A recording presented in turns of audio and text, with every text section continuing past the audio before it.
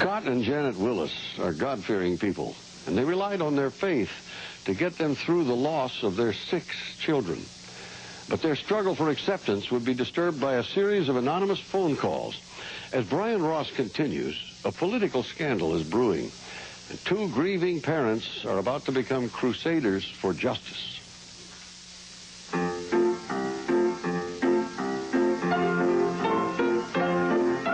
You don't go a day without remembering the kids. We were a very, very close family, and we had a lot of fun. We had a lot of goof-around time. Just watching them play. Those common things are very, very precious. And I wish I'd have listened more. I wish I'd have spent more time with them. The abrupt cutting off of all our hopes and dreams was just... I remember thinking to myself that all I had worked for and all, you know, frankly, having 9 children was a lot of hard work. And I loved it. I loved being a mom. But I thought to myself, it was all a waste. More than 4 years after the accident that killed their 6 children, there are still a lot of lonely days for Janet and Scott Willis, and a constant fight against anger and bitterness. You know, as this is unfolded, it's a struggle to not get bitter. It's a struggle as we see that there was, in some cases, deliberate wrongdoing. It is more difficult. Wrongdoing that started to come to light for the Willises in the anonymous late-night phone calls about how the driver of the truck in their accident allegedly got his license. It took me less than half hour to realize that it stunk. Joe Power, a lawyer hired by the Willis family, started handling the anonymous phone calls, and then a bundle of documents that soon showed up. The documents outline hundreds of payoffs that were made to certain individuals, people with clout, names of contributors to Mr. Ryan's campaign, trucking companies, driving schools. Including contributions from the first of several trucking companies Ricardo Guzman worked for. Both the trucking company and Guzman, who still has his license, would not agree to appear on 2020, and both have denied any wrongdoing. But the Willis family lawyer says he can prove an unqualified Guzman was pushed through the CDL licensing process. He's a poor immigrant who came in here, and I believe the evidence will show through clout and payoffs got his CDL. The documents and phone calls soon led the Willis' lawyer to focus on this woman, Marion Seibel, a former assistant manager at the Secretary of State's licensing office where Guzman got his license. Seibel, who has since been fired on unrelated charges, is now at the center of the truck licensing scandal. That is your signature? This is my signature. That's my signature. It was Marion Seibel who signed off on Guzman's license test, but she claims she has no memory of the man. Yeah. Both she and her supervisor deny allegations they ever helped anyone cheat on a test. Because there's no way. No way. But even so, Seibel says she was routinely under pressure from what she called downtown to pass people who weren't qualified to drive a truck. That's the way I felt about it. Because why would you call and holler at me afterwards, or when I called down there and said that the person didn't make it? And I know there was a couple of times that they went to another office and we looked up on the computer and the person passed at the other office. Seibel says she won't be a scapegoat for anyone in all this, and told 2020 that she even received a handful of phone calls directly from George Ryan's secretary. I had gotten calls from George Ryan's secretary. You did? Yes. Telling you what? We have a person, and we want this person run through today. From George Ryan's office? Yes, from his secretary. Obviously there was some wrong. Governor Ryan, a Republican, says the focus on the licensing scandal is all the work of the Willis' family lawyer who is active in Democratic politics. But Seibel's allegations about Ryan's office take the case far beyond just the Willis accident. I don't know. I know who she is. No, I've never met her. You've never met her? Never met her. Ryan's press secretary had first agreed to schedule an interview with the governor and then cancel, telling 2020 we would have to find Ryan in a public place to ask him any questions, which is just what we did. starting with Seibel's allegations that his office, his secretary, had called to push certain people through to get their truck driver's licenses. Well, I just don't believe that. She is, I think, under investigation herself. She's been fired. We fired her some time ago. And, you know, these people make all kinds of accusations. So she's just making that up? I would guess that she is. I've never talked to her. Don't know her. But Seibel produced 3 different photographs of Ryan with her. Ryan meets lots of people as a politician.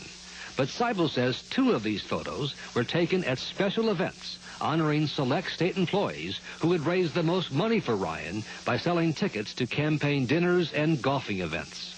This was taken at the restaurant where we were invited after the ticket sales. This is sort of a thank you from George Ryan? Right. And it says, "To Marion with best wishes, George." How much money did you raise in selling these tickets? It was $80-something thousand, like close to like 80, 82. That you raised for George Ryan? Right. And Seibel says she kept copies of everything, which she showed us, going back 5 years, because, she says, she wanted to make sure her bosses gave her the salary increases she says she had been promised for raising money.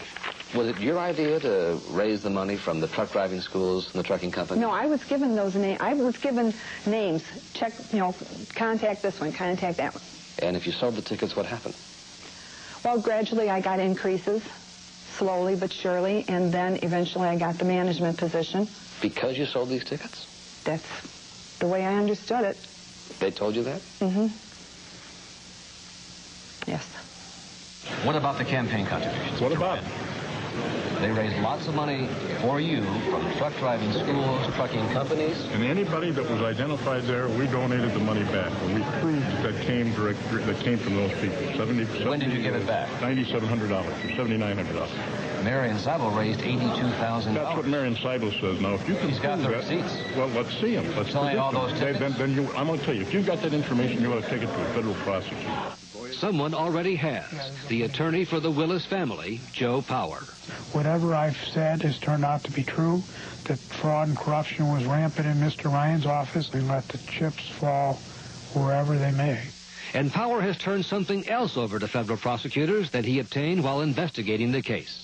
A sworn affidavit from a member of the Secretary of State's Inspector General's office, Russell Sonnefeld, who says he was refused permission to investigate the allegations of bribery and their possible connection to the Willis accident in Wisconsin. They told him not to look into it, don't do anything. He called Wisconsin To find out if it were true that this Guzman didn't speak or understand English.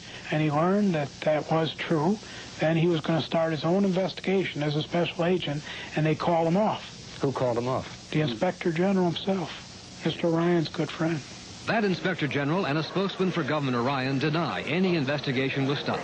The federal authorities have told 2020 the affidavit raises some serious questions. Accusations of payoffs and bribery are surfacing because of a horrible accident that took the And now, lives of spurred on by the Willis case, federal authorities have moved in a big way.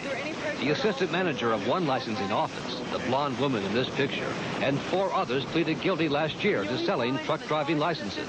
And just last week, Marion Seibel was arrested on extortion charges and is now said to be cooperating with authorities. Unsafe The truckers. scandal and the Willis accident became a big issue during Ryan's campaign for governor last year. His office riddled with corruption. And George Ryan wants to be our governor. But Ryan won after running his own commercials, attacking his opponent's use of the Willis accident in the So campaign. for Glenn Pichard to blame me for the deaths of 6 children in a trucking accident is just disgraceful. I have never compromised road safety to further my political career, and I never will. We always voted for George Ryan. A longtime Republican who had regularly voted for George Ryan over the years, Reverend Scott Willis says he had a hard time believing Ryan could be involved until what he says happened when he met Ryan at a Republican prayer breakfast. I said, Mr. Ryan, I'm Scott Willis, and I just want you to know that Janet and I are praying for you. And at that time, you know, we didn't understand what was still out there. We just knew that there were some problems. But I didn't want him to think that, you know, this was a personal vendetta that we had against him for any reason. What did he say to you? Well, he jumped all over our lawyer right away. He began to attack our lawyer. I don't remember him even That was his saying. reaction? Yeah, that was his reaction. Now, you gave him a hard time when he came to talk to you. I have never talked to Reverend Willis in my life. Where do you get your information? He met you at a prayer breakfast. Well, not that I recall. Oh, he talks about... And I want to tell you that I'm very sympathetic. I'm the father of many children myself. This fellow lost all of his children in a very tragic accident. That's not what you said to him when he introduced himself to you. Pardon? That's not what he says you said to him when he introduced himself. Well, I don't know what he said. Why wouldn't I be sympathetic? Well, that's a good question. Well, you never met him. That's right. It is a good question. I think anybody that knows me knows that I wouldn't have anything to do with that. But Reverend Willis says he recalls clearly what Ryan said and how he said it. He was in defense mode at that point. There was something to hide. As the investigations continue, the Willises try to go on. Janet working with church groups and glad to have any reason to bake a big batch of cookies again. And Scott at his desk writing his weekly sermon with the well-worn baseball gloves of his 4 dead sons overhead, and another one 6-week-old Pete never had a chance to use. And Christmas time, somebody asked us the first year, is Christmas going to be the hardest time? And I said, no, the hardest time is going to be when Little League starts. And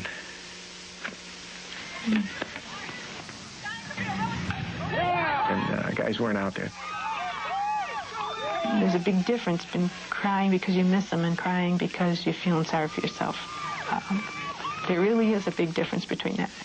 I think most, 90% of the time the tears were just because I simply missed them. And yeah, they still come. The tears still come. But it's less and less. God is a healer.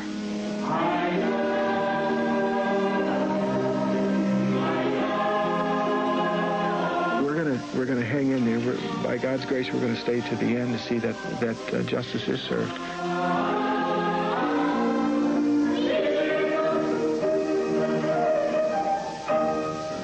To incredibly strong people, the wound from their loss will always be there. But the Willises say that knowing the accident helped expose corruption is actually helping them to heal. They have filed a civil suit against the driver, the trucking company, and others, and it could come to trial this year. Meanwhile, Illinois Governor George Ryan continues to insist that he was never involved in or condoned any illegal behavior.